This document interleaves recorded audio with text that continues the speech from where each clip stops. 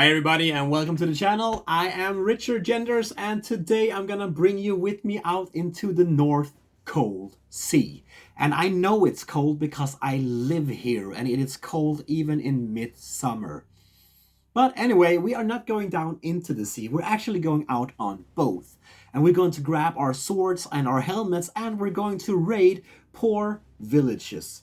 I'm going to show you Raiders of the North Sea. This is a 1 to 4 player game. Yes, there is a solo mode here, but you need to use an app where you portray as Vikings going out and raiding towns. And I am going to show you the setup of this game. I'm going to go through the game, so once you have watched the video, well, you are ready to go out raiding on your own. So let's just take a look at it. This is the setup of the game. In the middle of the gaming area, you have the big board for all players to easy reach. All of these white see-through spots on the board represent settlements. These should be filled up at the start of the game with plunder and Valkyries. Valkyries looking like this. The yellow ones are gold, the brown ones are livestock, and the gray one here is iron. In the top left corner of each settlement you can see a number. This number represents how much of plunder and Valkyrie you should draw from this bag at the start of the game, and randomly place it out on the different settlements. Each settlement also have a villager on their location. In the top right corner you can see which villager should be placed at which settlement. You should place out 3 black villagers in your hometown. 1 at the gatehouse, 1 at the treasury, and 1 at the town hall. The plunder and Valkyries that was not used to fill the board is placed next to the board, along with 2 dice, some provision, and silver coins. Up here we have the townfolk cards. Down here we have the offering tiles that are placed face down. We draw the 3 top ones and place them on the offering tile spaces, face up. Each player gets their own ship that they place in their playing area. Each player also at random gets 5 townfolk's cards. Here they get to select 3 that they would like to keep. The cards that was not chosen goes to the bottom of the townfolk draw deck. Each player also gets 2 silver coins and a villager. Then each player gets to pick a player marker of their chosen color. These should be placed at 0 of each of these 3 tracks. The red one being the armory track, the black one being the Valkyrie track, and the yellow one being the victory point track. This game is about you being a Viking going out in the North Sea and trying to plunder these poor little towns, getting victory points. And you need victory points because you want to make your chief happy. And during your turns you pretty much have 2 different things that you can do. You can choose to stay in town and work, collecting resources, getting more people, and so on. And when you have enough resources, you can choose to go out into the North Sea and do some plundering. But let's start at home to see what we can actually do. And how do we do it? At the start of the game, 3 of the locations are locked with a worker, meaning that's already a villager here doing this work, so we cannot do it. We need to choose one of the open locations instead. But we also need to have the right kind of workers. In the armory, for example, we would need to have a white or a gray worker to be able to use the armory. But on the mill, we are free to use any type of worker we would like to. Meaning that we could take our black worker and place it on the mill to get 1 provision. If we had placed a gray worker here, we would have gotten 2 provisions. A white worker would have given us 2 provisions or 1 gold. So at the mill, you would get provision. At the silversmith, you would get silver. But what do you get on the armory? Well, here you need to place 1 white or gray worker, but also throw away 1 iron or 2 coins to get armory points. Meaning that if I throw away 1 iron, I get 2 armory points on the armory track and get to move up my marker 2 spots on the armory track. At the gatehouse we get to welcome new people, meaning that we get to draw 2 new townfolk cards. Just remember that each player has a maximum hand of 8 cards. So if you have more than 8 cards at the end of your turn, you need to discard down. But at the treasury, you get to throw away cards. Either 1 card to get 2 silver, or 2 cards to get 1 gold. At the town hall, we get to play one of our cards that we have on our hand, meaning that we activate the play symbol down in the bottom right corner of our player card. In the barracks, players get to hire a new crew member to take with them out on raids. When we play the barracks, we need to look at the top left corner of our townfolk's card to see how much this crew member costs to actually put in play. Once we have paid that cost, we put them face up in front of us, now showing that these are a part of our crew. Each player can have a maximum of 5 crew members at the same time, but you can discard them as well. The last town action available is the Longhouse. Here we get to pay 1 livestock to take 2 provision, or take 1 of the 3 available offering tiles. But here we would need to pay the amount stated on the tiles. Once we have chosen one of the tiles and paid the amount, we take the tile and we place this face up in front of us. At the end of the game, these offering markets will count as scores. And we refill the offering market right away. That is how you do a town action. You take your little villager and then you place it on the action you would like to complete. You then resolve that action and that action is now done. But before we move on to the next player, you actually have one more thing you need to do, because you now get to choose one of the other villagers already in town. So you take that villager and now you also complete the action this villager was standing on. Meaning that first you place out a worker, complete that action, and then you pick up a worker and then you complete that action. And on your next turn, this is the worker you will use to put on the board and so on. A quite nifty little mechanic, I think. So that was the townfolk's action, but what about the raidings? And why don't we just go out and start raiding right away? Well, because before we get out in the raidings, we need to have provisions to be able to get there. And that makes sense, right? I mean, you wouldn't jump into an empty boat with no food to cross half the ocean and maybe die of starvation. No, you need to fill up your boat before you head out. It all kind of makes sense. And out here in the settlements where you will do your raidings, there will be some requirements for you to be able to actually raid them. So if we would like to raid this harbor, we would need to bring 1 provision and a crew of 3 members. If we manage to raid it, we get 1 victory points. These are the available spaces to raid this harbor. So we would need to place either a black or a gray worker on this spot. But we will not bring this back. This one will stay here for the rest of the game. Instead, we now pick one of the 3 available spots in this harbor that we would like to raid.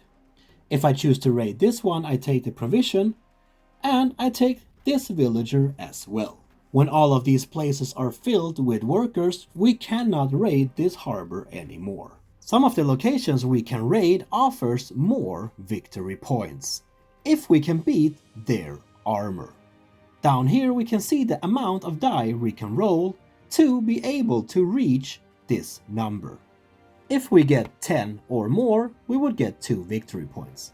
And if we get 16 or more, we would get 4 victory points. But there's only a maximum of 5 on this die. So how do we get 10? Well, we also get to add up our crew strength that you can see up here in the top left corner of our crew. We take that and add it together plus the dice, and then we have a result. And if we have any armory points, we get to add them as well, making our attack even more powerful than it was from the start. Some of your crew members will also give you extra abilities when you raid. Depending on how high score you got, you will get different amount of victory points. So if you got between 10 and 15, you will get 2 victory points. But if you get 16 or more, you will get 4 victory points. If you get below 10, well, you will get 0. Every now and then when you raid, you will get the Valkyrie. the Black Skull. And this is not good, but it's not that bad either, because when a Viking dies in war, well, they see it as an honor to the gods. So you will actually score when your crew members are killed. Meaning that if you raid a settlement with a Valkyrie, the Black Skull, well, you would need to discard one of your crew members. But at the same time, you would also get a point here on the Valkyrie track. The first one won't give you any victory points, but as you move up here, you will eventually start to get points from this track as well. So it's not all bad. I mean, you lose your crew, but then again, you get some scores. And for every crew member you loses, you get 1 point. And you can get up to a maximum of 7 on the Valkyrie track, giving you 15 victory points. And you can still kill more crew members if you would like to, but it wouldn't give you more than 15 victory points. So a tip is to just stop there and stop killing your own crew. Every time you get a victory point, you move your little player marker here up on the victory track. Some of these crew members will actually give you more points or benefits when they're killed. Crazy people, huh? When you raid, remember that you can only have a maximum of 8 silver and 8 provisions in your inventory. And that's how you raid. It's quite simple, isn't it? First you need to see if you have the right provision and the right crew members. If you have, you can go out raiding. You need to check if there's an empty spot in the settlement that you want to raid. If there is, and you have the right provision and crew members, well, go ahead and raid it. Just remember to see if you need to throw any dice first. Each settlement will show how many dice you should roll. You take the die amount and your crew members or any other bonuses you have, and hopefully you get some scores, moving your score tracker up or down. If you get a Valkyrie from the little settlement itself, well, then unfortunately you need to kill one of your crew members, but at least you get to move up on the Valkyrie track, so it's not all bad. And the way this works is quite beautiful. I mean, you take a worker again, you move it out, you get a new one back. It's really just like fine music here. And that's the way the game goes on. Each player takes their turn to the fullest, using their workers to do things in their settlements or sending out their crews to raid other settlements, taking new workers from the boards, and so on, until one of these 3 things happens. Either if there's only one of the available spaces left to raid in the fortress, the game ends. If all of the offering tiles are gone, or if there's no more Valkyries out on the board. If one of these happens, and it doesn't matter which one comes first, the game comes to a stop, and it's time for us to calculate scores. We need to add up all the points we have gotten from the armor track, the Valkyrie track, points from our offering tiles, any bonus point from our crew, but also from the plunder that we have left. 1 victory point for each gold, 1 victory point for each iron, and 1 victory point for every 2 livestock. Now, did I enjoy this game? Yes, I do. I like this game a lot. I mean, it's so simple. It only have a few mechanics where you just move these little villages back and forward, but it's a lot of joy in the simplicity, and it's almost beautiful in the way it works. I mean, it's so simple, but at the same time, there's a lot of different things for you to do. And you need to have a strategy if you need coins or if you need provision. Which settlement should you go for, and when should you go out? Should you gather more food first, or should you just go out and try to do a raid straight away? It's a lot of fun, it's a fast game, and it's easy to teach. Also, if you have any beginners at the table that haven't played a lot of board games, they can get into this game really fast.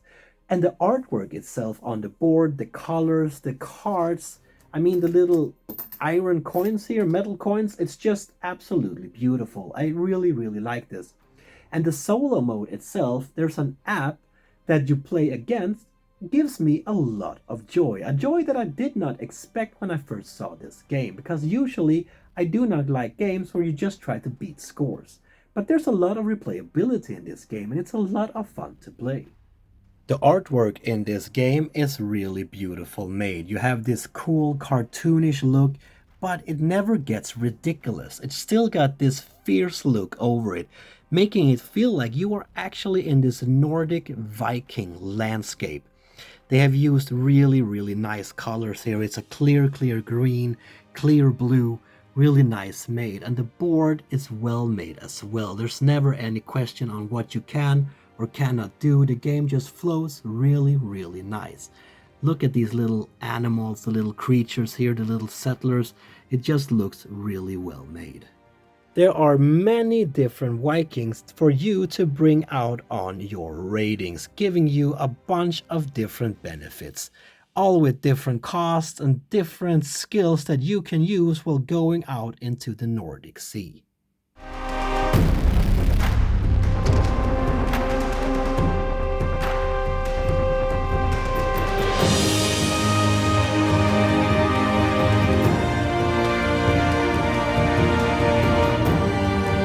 There you have it, people. That was Raiders of the North Sea for you from Garfield Games. And this game is simple but yet beautifully made. And it's almost beautiful in its simplicity. There's something really satisfying about putting one worker down and picking up another one and just completing the small little actions here. And the mechanics of it just works really, really smooth. The game flows great, and I just really love the components in it. I love the colors of this game. This is a great, good game. I mean, if you're into heavy Euros, well, this one is not for you. But if you want a lighter, easier game that just flows really good on the table, you should check this one out. There will be links to you down in descriptions of this video, so go in there and check it out if you want to do that. If you like this video, people, please give me a thumb up. Please throw in a comment there for me. Tell me what you think about the game. What do you think about my content? I really want to know, and I love to have a little dialogue with you. If you like my channel, why not support it by subscribing to it? It gives me a smile on my lips every time. And until next week, people, please keep on spreading that board gaming love I know you all have. Peace.